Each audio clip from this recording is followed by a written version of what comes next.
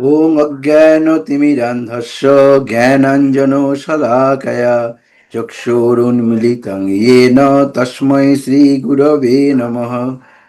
श्रीचैतन्यमनोभीष्टं स्थापितं येन भूतले स्वयं रूपो कदा मह्यं ददाति स्वपदान्तिकं। वन्देऽहं श्रीगुरो श्रीयुतो पदकमलं श्रीगुरुं वैष्णवांश्च श्रीरूपं साग्रजातं सहगण रघुनाथान्वितं तं सजीवं साद्वैतं सावधूतं परिजनो सहितं कृष्णचैतन्यदेवं श्रीराधाकृष्णपादान् सहगण ललिता श्रीविशाखान्वितांश्च नमो ॐ विष्णुपादाय कृष्णपृष्ठाय भूतले श्रीमते भक्तिवेदान्त स्वामिनिति नामिने। नमस्ते सरस्वते देवे गौरवाणी प्रचारिणे निर्विशेषो शून्यवादी पाश्चात्यदेशतारिणे नमो महावदन्नाय कृष्ण प्रेम प्रदायते कृष्णाय कृष्ण चैतन्य नामिने गौरतिसे नमो। हे कृष्ण करुणा सिंधु दीनबंधु जगत्पते गोपेश गोपिका कांतो राधा कांतो नमस्तुते। तप्त कांचन गौरांगी राधे वृंदावनेश्वरी विश्वानुसुते देवी प्रणमामि हरिप्रिये। वाञ्छाकल्पतरुभ्यश्च कृपा सिन्धुभ्य एव च पतितानां पावनेभ्यो वैष्णवेभ्यो नमो नमः। जय श्री कृष्ण चैतन्य प्रभु नित्यानंद श्री अद्वैत गदाधर शिवासादि गौर भक्तवृंद। हरे कृष्णा कृष्णा कृष्णा हरे हरे हरे राम राम राम हरे हरे। मूकं करोति वाचालं पङ्गुं लङ्घयते गिरि यत्कृपा तमहं वन्दे श्रीगुरु दीनतारिणम्। Hare Krishna. I welcome you all to the class of Bhagavad Gita online. In last Sunday, we discussed that we will talk of the Guru Padasraya and Guru and disciple relationship before starting the formal reading of Bhagavad Gita. Because we also discussed that without Guru's mercy, whatever endeavor we do, we cannot succeed in the spiritual advancement. So if we need to read Bhagavad Gita, it has to be read the way Arjun heard from Sri Krishna himself. Arjun surrendered Sri Krishna as a disciple. And unless and until we come into the mood of a disciple and we hear only learn Bhagavad Gita in that way, it is very difficult for us to understand. So it is important us to know what is Guru, what is the who is disciple, what is the relationship, and how that is relevant for spiritual advancement. However, before going forward, I would like to put forward a disclaimer that whatever document I have prepared, that is based on that ISKCON Pune reading material which we received during our classes, and this video which I am generating, it is meant for a close group of the students who are participating in the class. However, my request, please do not do any unauthorized copy. If you need the presentation copy, contact me. I will give you the presentation copy. Hare Krishna. So first we need to understand what is the definition of Guru. In scripture, there are certain qualifications are mentioned as a Guru. So who is Guru?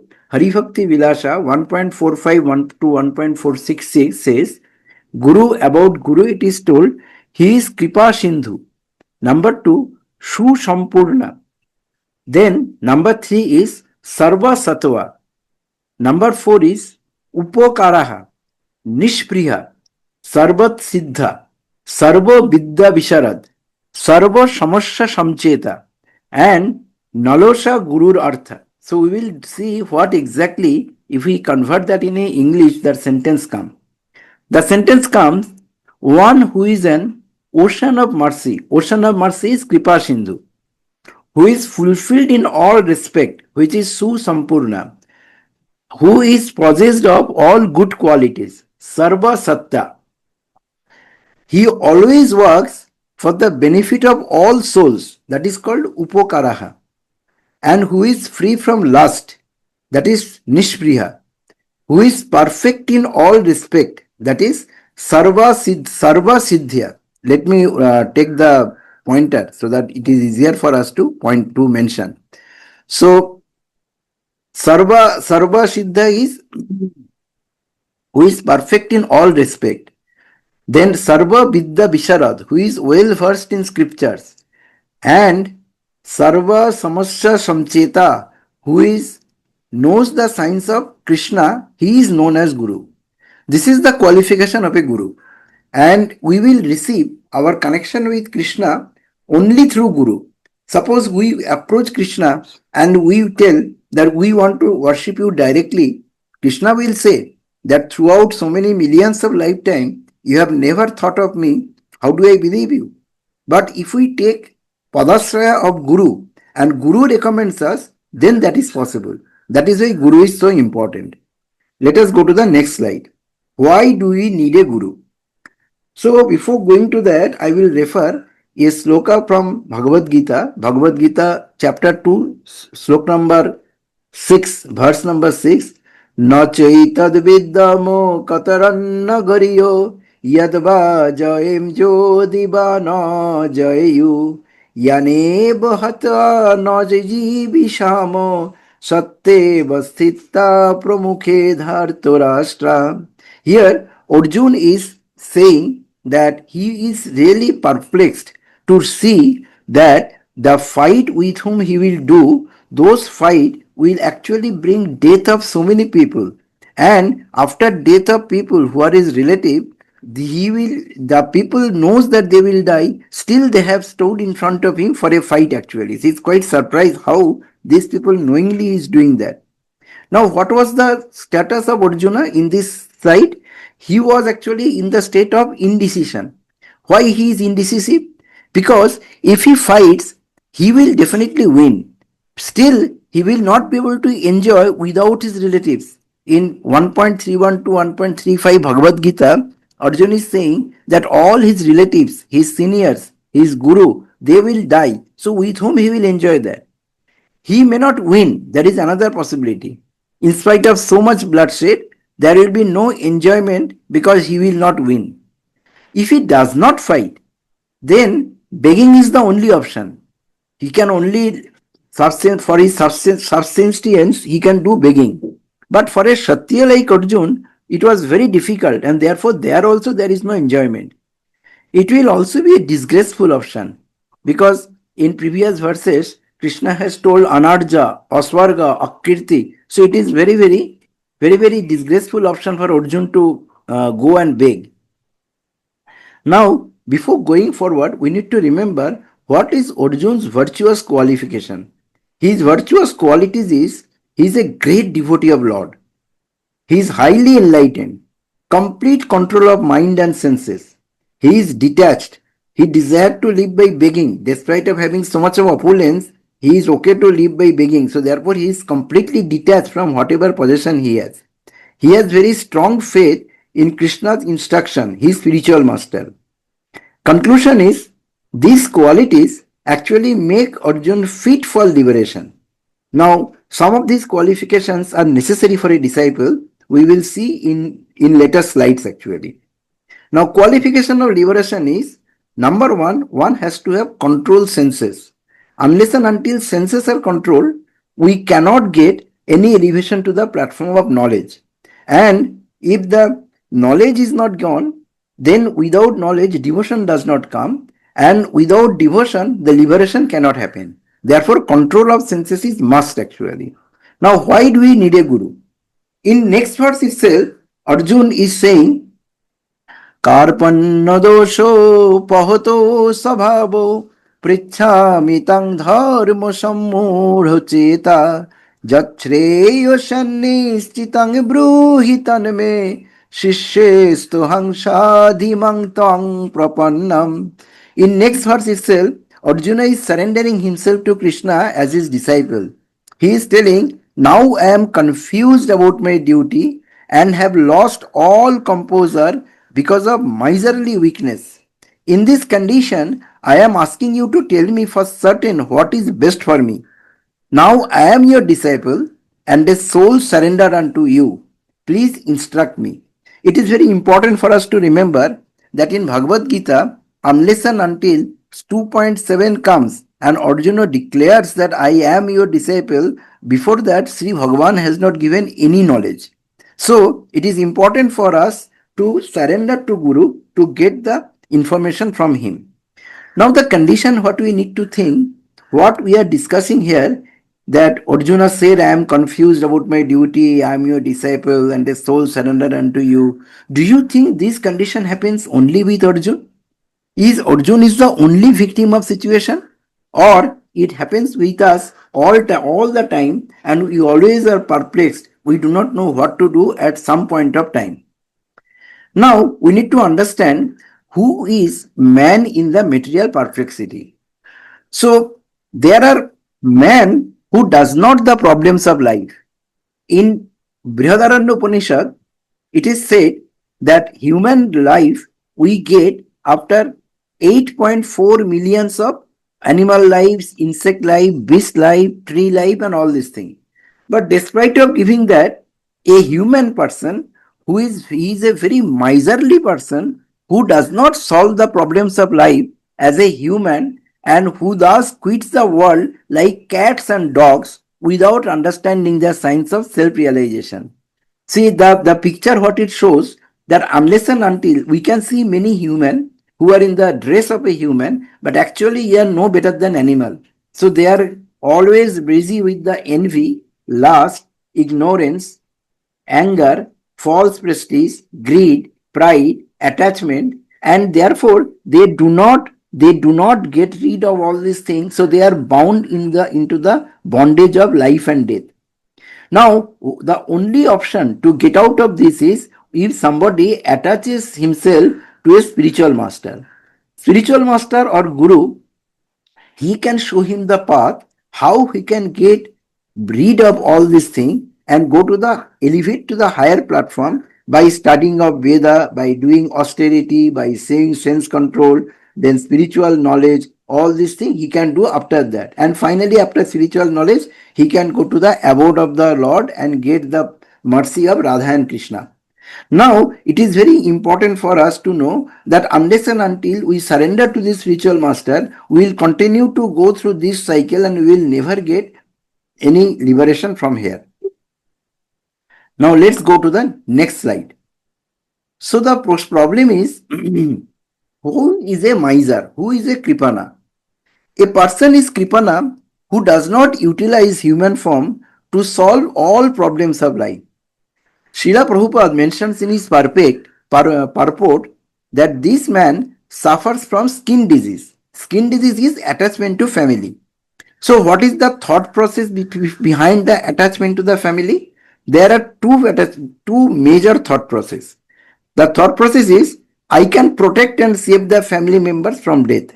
If we read Bhagavad Gita, what we will do in next sessions, we will see that Arjuna had similar thought. He was thinking that if he does not fight, he can save his elders, he can save his guru, and also in the process he will be a very virtuous person. But actually we cannot protect any of our family member, because we cannot protect our family members from death. We cannot protect them from whatever is supposed to happen with them as per their karma. The next idea, why we are so much attached to your family member, because we feel the family will save me at the time of disaster. Now, so that is definition of kripana. Now, what is definition of a brahmana? He is intelligent. He utilizes the human body to solve all problems of life, because this human body is given with all the features much better than the animals, so that we can solve the problem. So this portion we need not forget. That's what Brihadaranya Upanishad is telling us. Now the next portion is, we need to understand what is Guru Padasraya. Now there is a reference which I will give you, that that Lord Krishna, his first manifestation was Lord Sankarshan. Lord Sankarshan later came as Baladev or Balaram when Jagannath or Krishna came in this world. But when Ramchandra came, the same Sankarshan, he came as Lakshmana. So Anantanag, which is actually protecting Krishna, is actually the manifestation of Sankarshan, and therefore that is called the Guru Tattva. So Lakshmana was the Guru Tattva. If somebody wants to get mercy of Ram, you cannot get it without getting mercy of Lakshmana. Now I will give a small example. When Maricha was crying for help, Sita Devi was very disturbed with that and was thinking that Ram has definitely made some problem. He was nudging Lakshman to go for that. Lakshmana was not interested. He knew that this cannot happen because Lakshmana and Rama knew their form originally. But despite of that, when Sita Devi persuaded him to go, he put a boundary which is normally in Sanskrit called Lakshman Rekha. And he told Sita Devi, do not cross this Lakshman Rekha. Now this is something is called Guru's instruction. We have seen when Sita Devi crossed Lakshman Rekha, what happened to her. Similarly, the jivas, when we cross Lakshman Rekha, we have no option because we actually do not hear Guru's word and we get completely caught by that actually.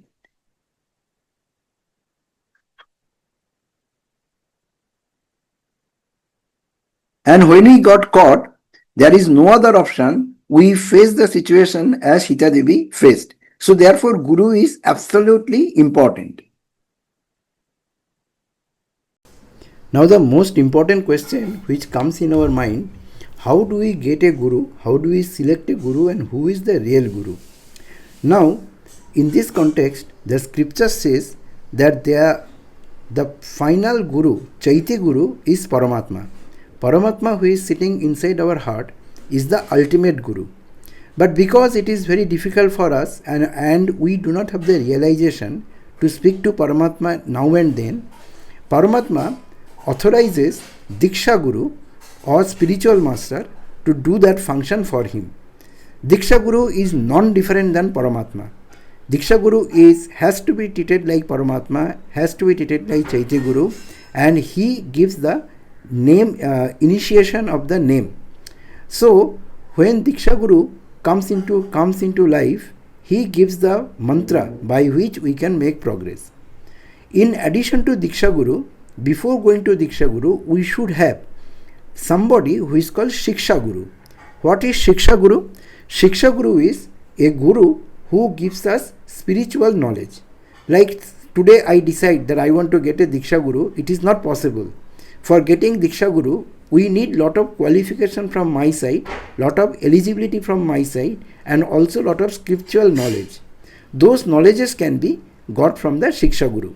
Shiksha Guru and Diksha Guru both are to be treated in the equal platform and with equal reverence, because Shiksha Guru are the people who actually handhold us and give us the knowledge of different scriptures, do the mentorship and takes us to Diksha Guru. One can have only one Diksha Guru and they can have as many numbers of Shiksha Guru as possible. For instance, if we want to learn from a river that we need to keep on flowing whatever comes, river in that case is a Shiksha Guru. If we need to learn from a tree that we need to be tolerant under all situations, tree can be a Shiksha Guru. On the other hand, our counselor, our mentors can also be Shiksha Guru who can give us the knowledge on the scriptures. There is somebody who is called Patho Pradarshak Guru. Patho Pradarshak Guru is the Guru who actually brings us to Shiksha Guru or Diksha Guru. Patho Pradarshak Guru may be somebody who will tell us that if we follow this path, it will be good. So it is told in scripture that only by mercy of Krishna we get connected to Diksha Guru, Shiksha Guru, and Patho Pradarshak Guru is the first person who takes us to that extent actually. Once we identify who is our Guru, from whom we need to take our Diksha or Shiksha, what is the process by which we should surrender to him? Bhagavad Gita 4.34, 4th chapter 31st slok, very clearly outlines the method for doing that. It says, Tad viddhi pranipateno pariprashneno sevaya upodiksyanti te jnanam jnaninos tattadarshina, which means that there are very clear word we need to think. Okay, let me take again the pointer, then I can tell what exactly I am meaning. It says, Tad viddhi pranipateno. Pranipat means it's called in Sanskrit Dandavat Pranam. You need to fall on the ground in front of him and completely surrender to him. You see, when Krishna, in front of Krishna, who is our Param Guru, Krishna in Arjun completely surrendered. Similarly, we need to surrender. Now, one of the best way to surrender is to lie down on ground and surrender to him. It's called pranipat, where your ego, your false ego, your pride, everything you surrender in front of him. Next point, what Bhagavan is telling, pariprashneno, you'll have to ask question, inquisitive question. But those questions should be such, those are not for challenging Guru. Rather, those are for your progress in that subject. Pariprashneno.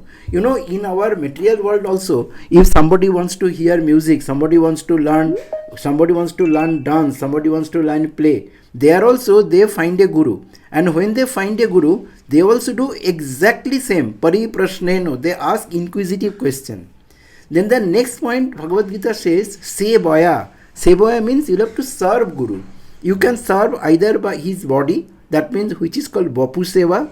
You can do the service with reference to his, you can massage his feet, you can wash his clothes, you can cook food for him. That is called Bapu Seva. But it is very difficult to get that opportunity because Guru may not be always available to do that.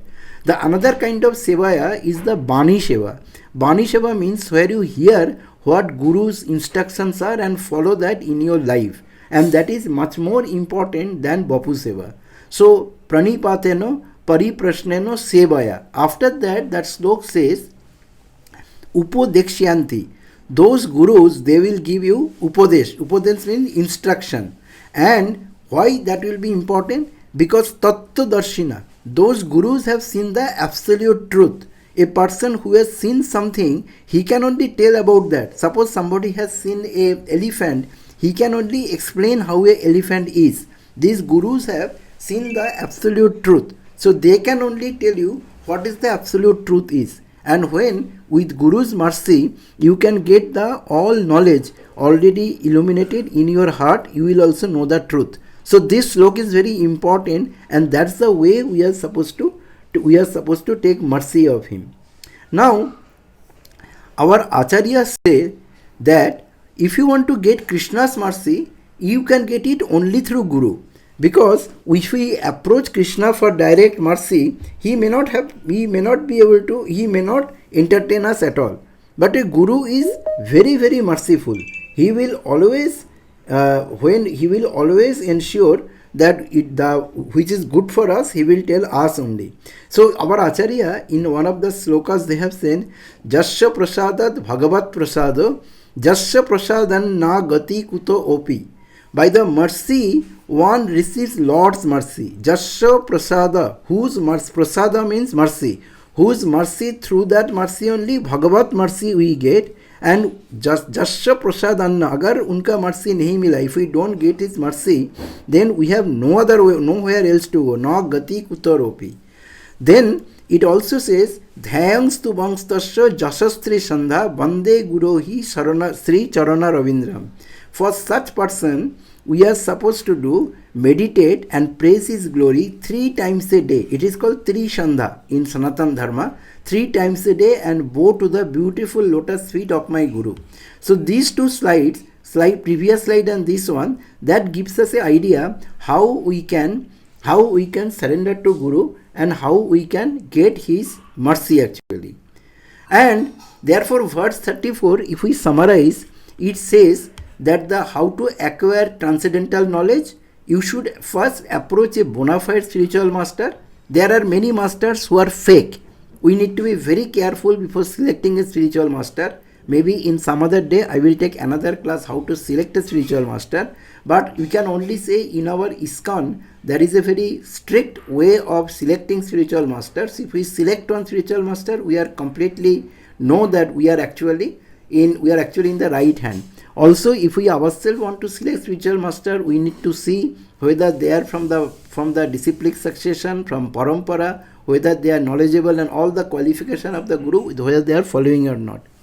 Then once we identify that, we should we should surrender to him, inquire submissively and render service unto him. So the bona fide path is Lord Krishna. He is the original spiritual master. He has given that knowledge to Brahma, then Brahma has given that knowledge to Narad, Narad has given the knowledge to Vyasdev. It has come straight away to us, and that path is called disciplic succession.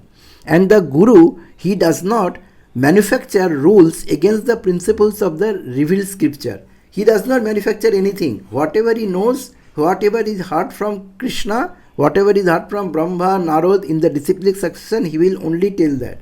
And he will never present anything which is not to be found in Vedic literature. Whatever he will say, he will give a background that in Vedic literature how they are used.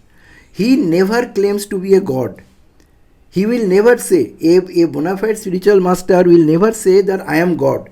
But a fake spiritual master will try to solve your material problem and claim he is the God.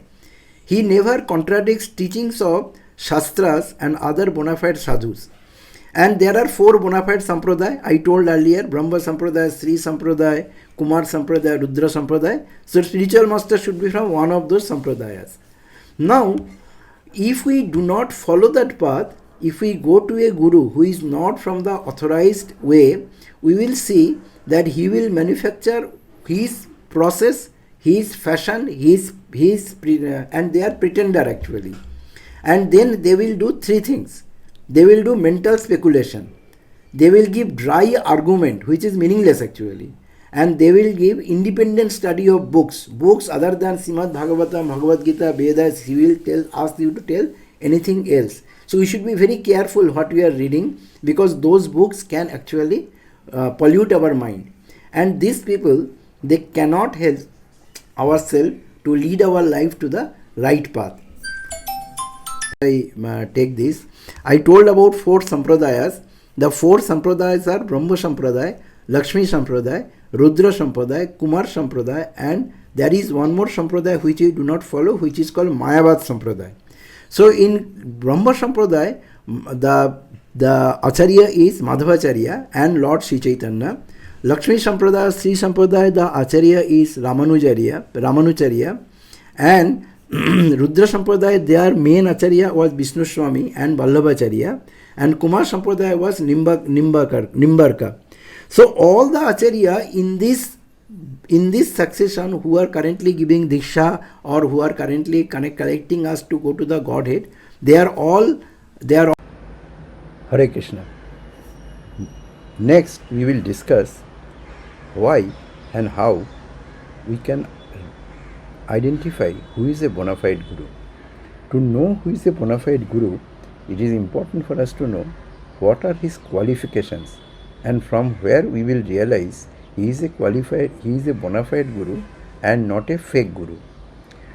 So the first thing which comes in our mind is his teachings, and whatever clauses are written here are all backed up by Shastras. You can see against each clause we have mentioned the reference either from Bhagavad Gita or from Ishopanishad or from Srimad Bhagavatam to prove that these qualifications are mentioned in those holy books. Now, in the teaching, the first thing which we have to see, that Guru will speak only of Krishna and matters related to Krishna. He will not talk of any other mundane subject like politics, like Bollywood and all these things, and he will also not talk of anything which is pertaining to somebody's material development. That is a tendency of today. There are many people who claim to be Guru, but they are not so-called Tattva Jnana Darshina.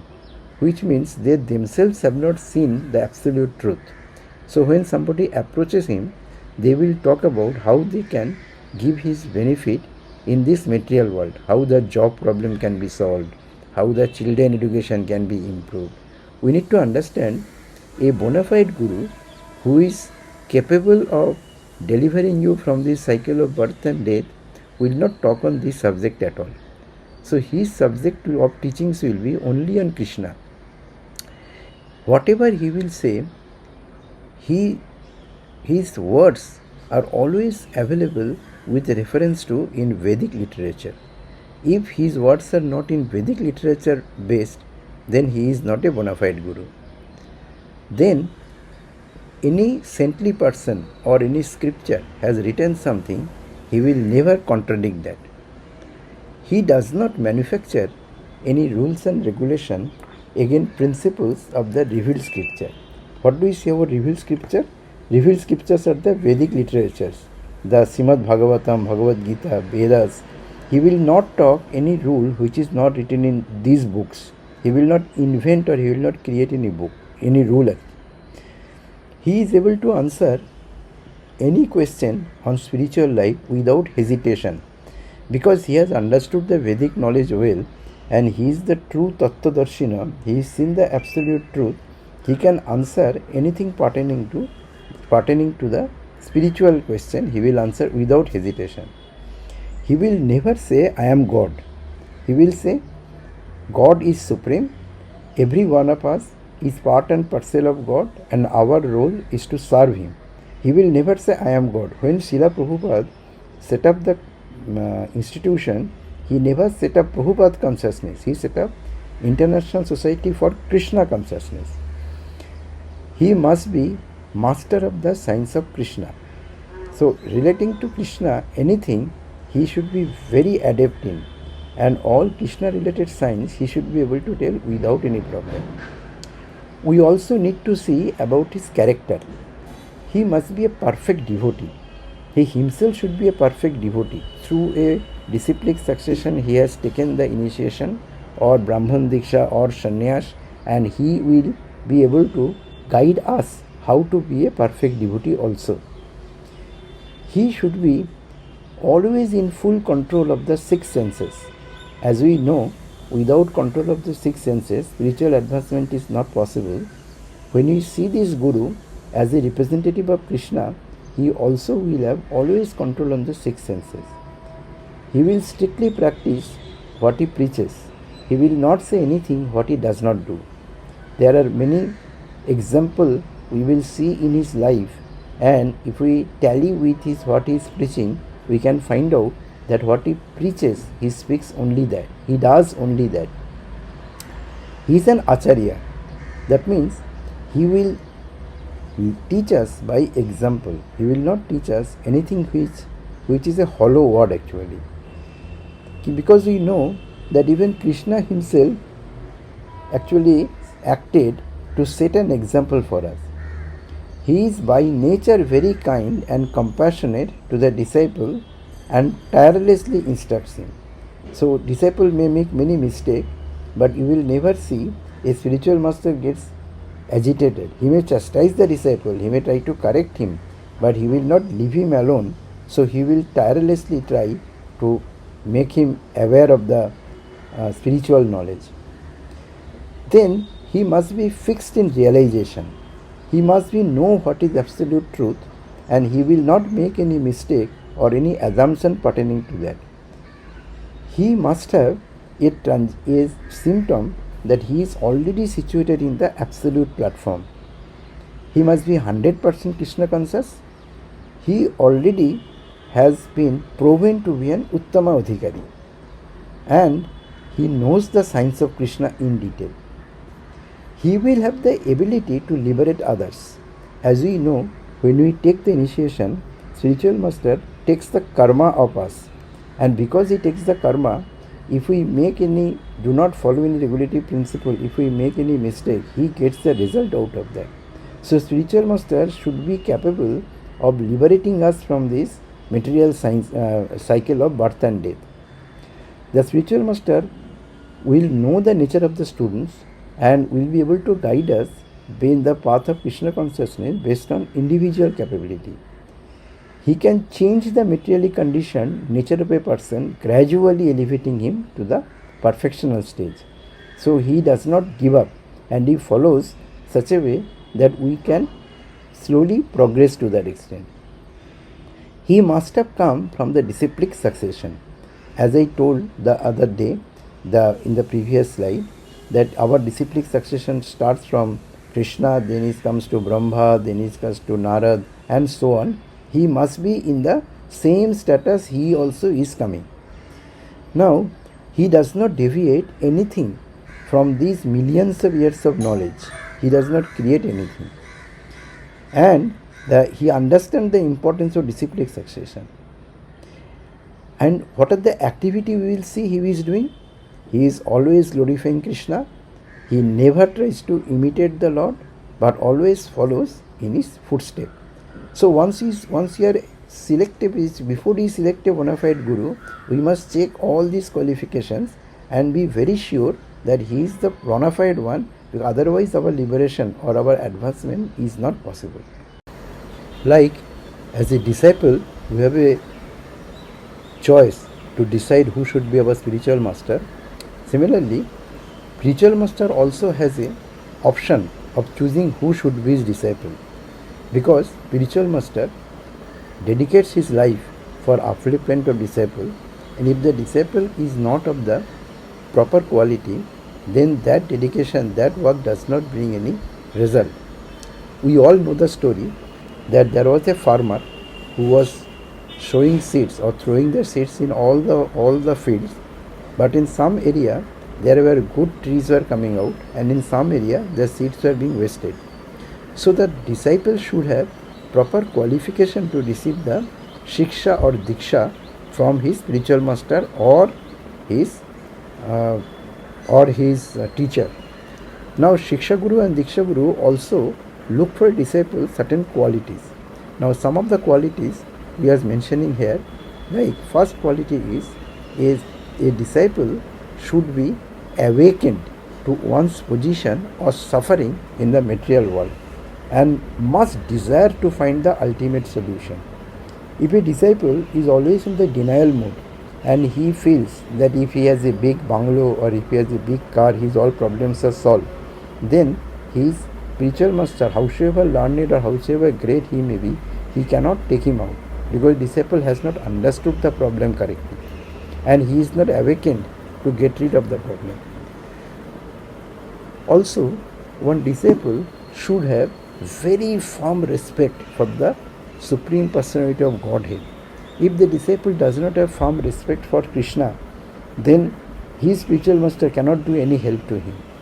And because spiritual master is the responsible person for as a representative of Krishna, they say in 6.47 slok Bhagavad Gita, Krishna is telling, Yoginam api sarvanam, he is telling that out of all yogis, the yogi who takes care, who does the devotional service to me, they are most dear to me.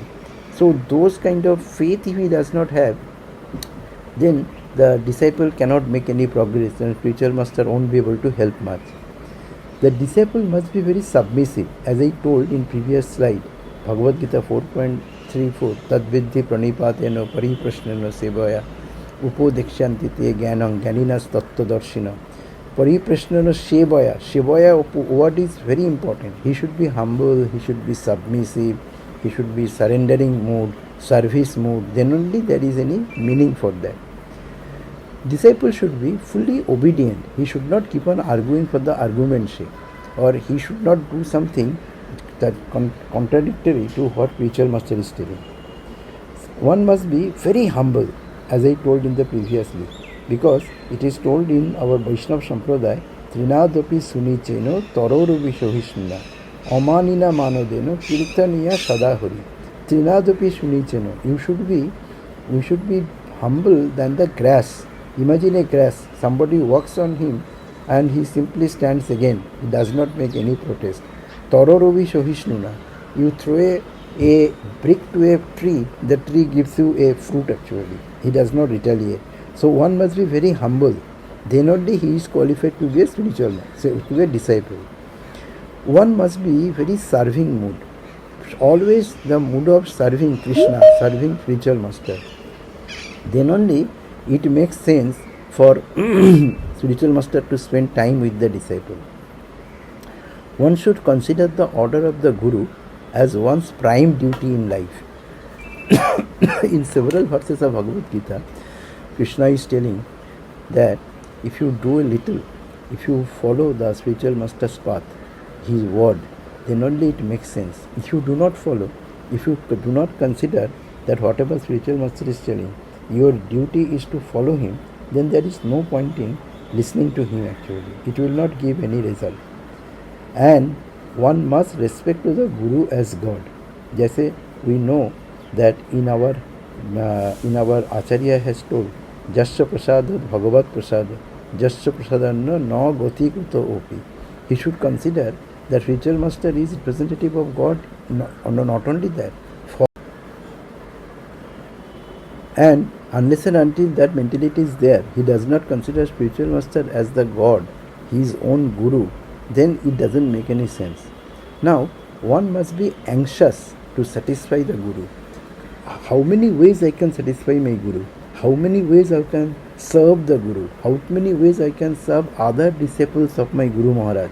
Those kind of thought process should be there. So, in summary, it is told, disciple must be ready to be disciplined.